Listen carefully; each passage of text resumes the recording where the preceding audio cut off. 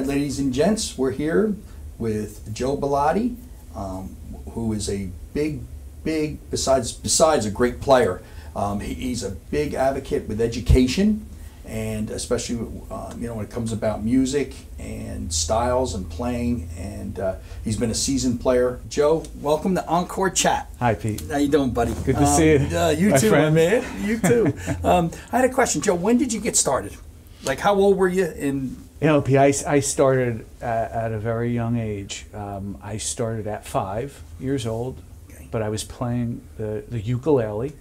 Okay. I went through a whole bunch of wild things. Yeah. I started playing the ukulele. It was something where music was in my family. So we'd play at holidays, and that was the thing you did. We did that, sit around singing tunes rather than watching TV. It was the thing we did. My grandfather played the uke. My cousin played the guitar, and I just wanted to play along. So they got me a uke. I started doing that. I shortly changed to the guitar, mainly because my brother quit, and there was a guitar around the house. And so someone's got to use it, right? Someone had you don't to waste use it. anything. I picked that up, and my first lessons were with a nun. I was taught by a Catholic nun named Sister Agnes. I had learned all the church music, and she taught me how to read and play chords. And then from there, I went over to an old music store in East Hanover named Hanover Music Center. I studied there with Mark Yeskel for a long time. I learned to read. I learned to do some basic improvisation. I was there for years and years and years. And Mark gave me my basic training and a lot of stuff. And then as a teenager, I shifted over to where everybody was going, which was Jeff Becker. In Morris Plains. And if you were from this area in New Jersey, at the time I was growing up, anybody who could play went to him. Went to Jeff Becker. Okay. And we lost Jeff a few years ago, but we have to make sure we are very clear that to keep his memory alive. Absolutely, sure. And, when that's what I believe in, So Jeff was a great influence, and from there that took me all the way to my college years, and I continued to have Jeff as a mentor before I then changed to the piano. In college I changed or added an instrument, let's say. I added the piano to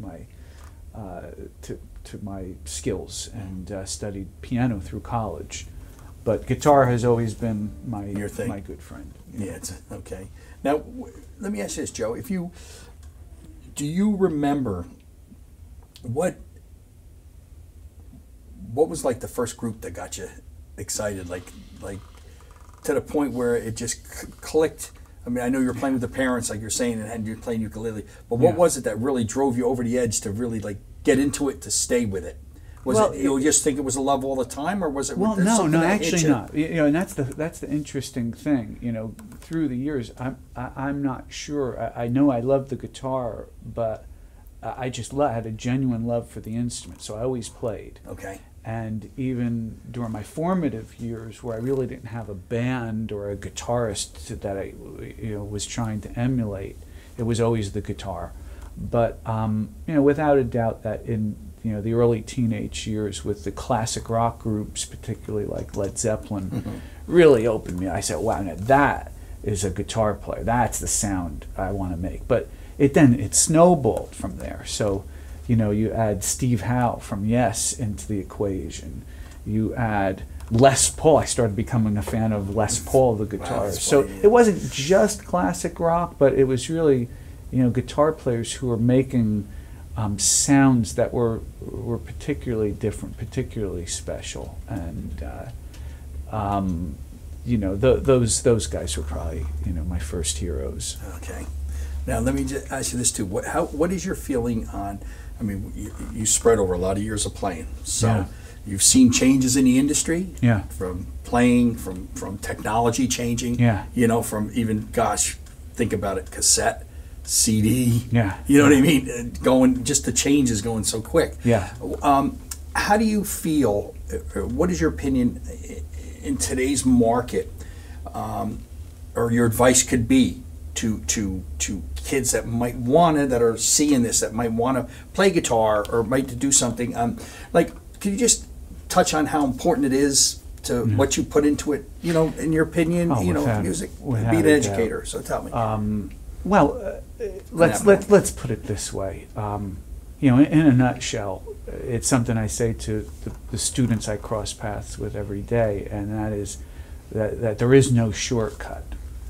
If someone says there's a shortcut, it's false. You eventually got to fill in the gaps. There's no shortcut, and there's no shortcut for spending time at something. And it's time that makes you an expert on with anything in life. It's the time you spend with it. So you have to put in a lot of time on an instrument to be good at it. And you know, I'm particularly thankful that I had great teachers to help just steer me. Right.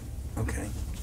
And that's it. Okay. Well, Joe, I want to thank you for stopping by on Encore Chat. Yeah. And it's always definitely great to see you, man. You Yeah, know you that. too, Pete. You too. This is an Encore Chat production, and we'll talk to you soon, people. Again, Joe Bilotti, check him out. Great player. Really put an effort in to learn an instrument. It's so important. Thanks again for lending an ear. Thanks for stopping in to Encore Chat. I'm Pete Schmeeds, that owns a small little store called Schmeeds Music, 831 Route 10 East in the Pine Plaza Shopping Center in Whippany, New Jersey. Thanks, guys, and stay in touch to see more videos to come.